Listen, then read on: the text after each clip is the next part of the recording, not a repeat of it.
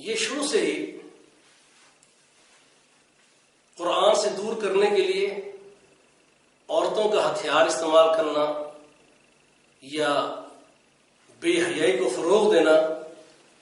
یہ کفر کا ہمیشہ بتیہ رہا ہے۔ سب کا تاریخ میں اٹھا کر دیکھیں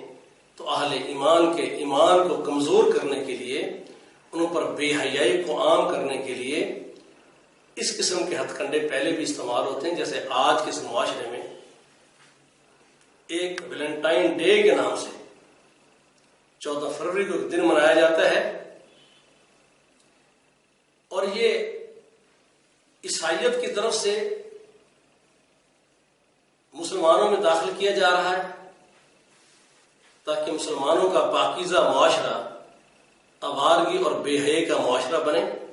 یورپ تو اس میں گندہ ہو چکا ہے، بدنام ہو چکا ہے، ان میں حیا نام کی کوئی چیز باقی نہیں رہی۔ اب ان کی کوشش یہ ہے کہ مسلمانوں کو بھی اس کام پر لگایا جائے، جبکہ اسلام بالکل اس سے ہٹ کے احکامات دیتا ہے۔ یا ایھا الذین آمنوا ادخلوا فی السلم کافہ ولا تتبعوا خطوات الشیطان، اے اہل ایمان اپنے آپ کو مکمل اسلام میں داخل کرو۔ تمہارا ایک ایک عمل، تمہاری معیشت، معاشرت،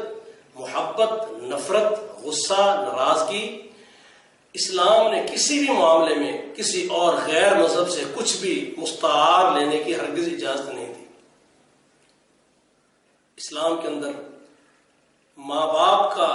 اولاد کے ساتھ کیا رشتہ ہے اور محبت کیسی ہونی چاہیے، حقوق کیا ہے، فرائض کیا ہے،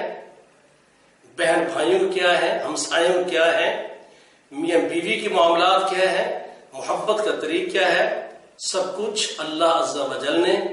کتاب اللہ اور اپنے پیغمبر علیہ السلام کی زبان سے یہ سب چیزوں کی تعلیم دی ہے۔